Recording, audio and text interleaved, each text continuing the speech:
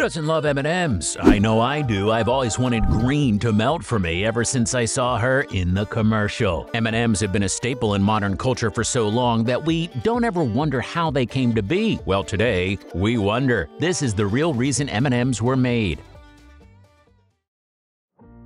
We got to start with the man behind the chocolate curtain, Forrest E. Mars Sr. Forrest was the son of Frank C. Mars, the genius who gave us Milky Way and Three Musketeers candy bars. Talk about a family legacy in the candy kingdom. But it wasn't all peace in the land. Forrest and his old man had a bit of falling out in their candy empire. So what does the prince do? Well, he grabs his candy-coated dreams and sets off on his own path.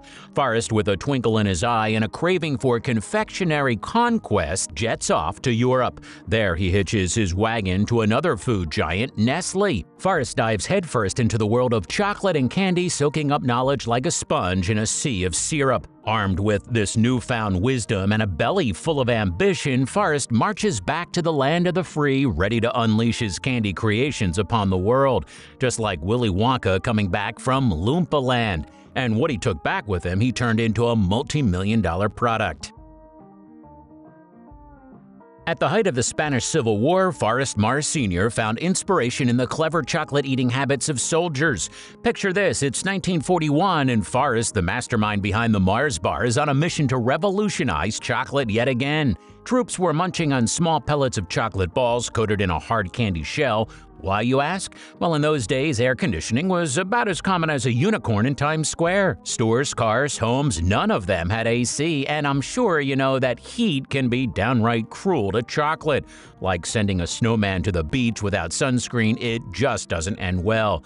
But these smart soldiers had a trick up their sleeves, or rather in their pockets. They had these chocolate pellets wrapped in a lovely hard candy coating. This protective shell kept the chocolate from melting into a gooey mess even in the scorching heat of battle.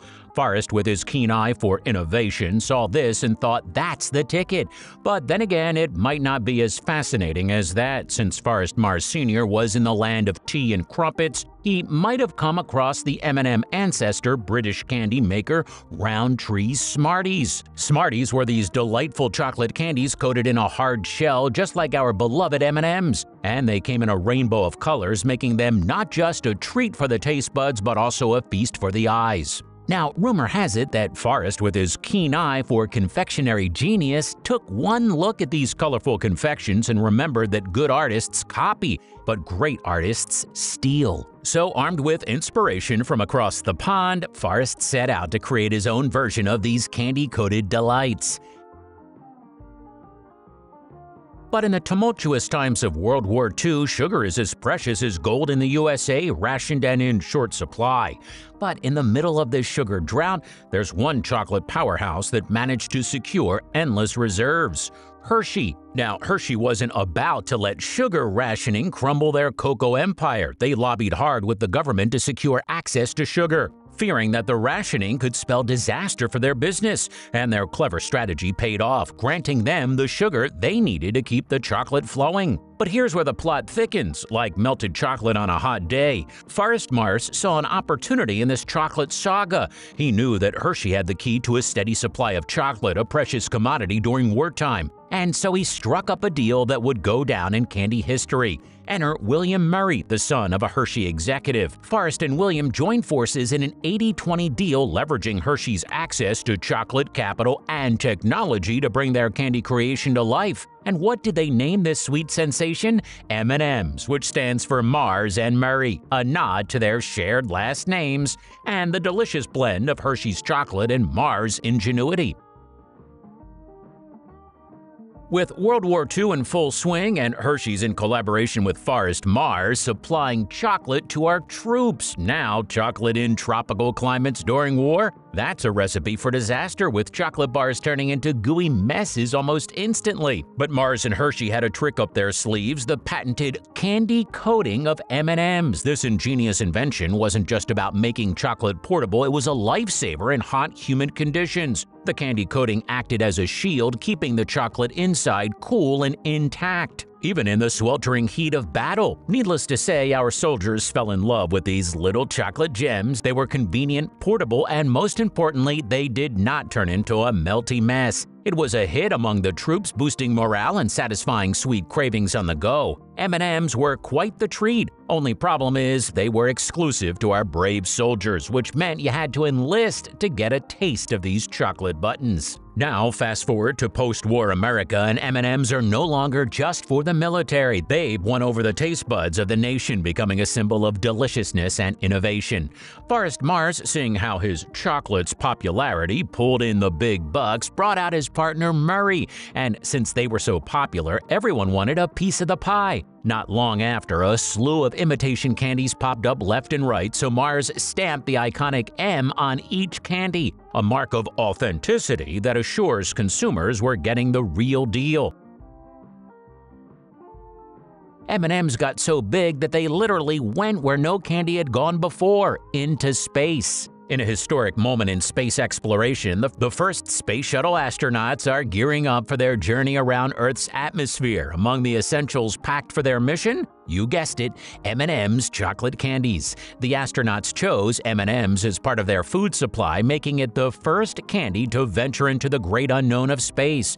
Now you might wonder, why M&M's of all candies? Well, besides being delicious and portable, M&M's durable candy coating made them perfect for space travel. But the cosmic adventures of M&M's didn't stop there. In 1984, M&M's plain and peanut chocolate candies achieved another milestone by becoming the official snack foods of the Olympic Games. Talk about reaching new heights of snack supremacy. And as the 1980s rolled on, M&M's underwent a global expansion, spreading their sweet magic across Asia-Pacific, Australia, Europe, and even Russia. It was a time of brand harmonization, where M&M's cemented their status as a beloved treat not just in America but around the world. And that's not all. In 1989, a new star joined the M&M's lineup. Peanut butter chocolate candies burst onto the scene in the U.S., adding a creamy, nutty twist to the M&M's family. But it wasn't all sweet. In a bitter twist, M&M's missed a golden opportunity to star in the iconic movie E.T. the Extraterrestrial, and this setback started a domino effect of disaster for the company in the 1990s. Back in 1983, Steven Spielberg was busy crafting a cinematic masterpiece that would take over the world, E.T. the Extraterrestrial. Spielberg initially planned to feature M&M's in the film, showcasing the candy's role in bonding the young Elliot and the lovable alien E.T.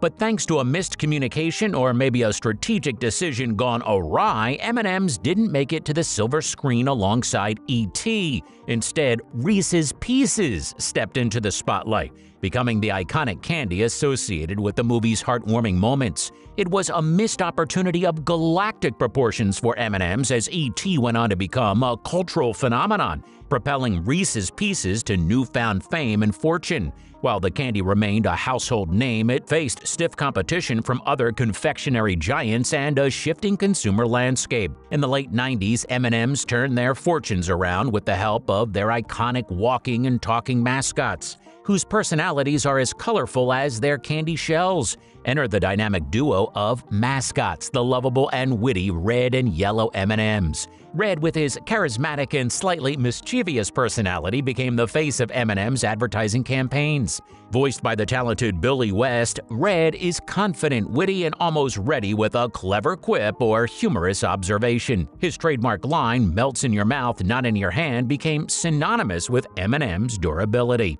On the other hand, Yellow, the laid-back and somewhat naive counterpart to Red, adds a charming innocence to the mix. Voiced by the iconic J.K. Simmons, Yellow's gentle demeanor and curious nature makes him endearing to audiences of all ages. His interactions with Red often led to comedic moments that showcase the playful spirit of M&M's. So, the next time you enjoy a handful of M&M's, remember the journey it went through to get to you. Comment your go-to M&M color down below, and hit that subscribe button if you enjoy all things food, and I'll see you soon.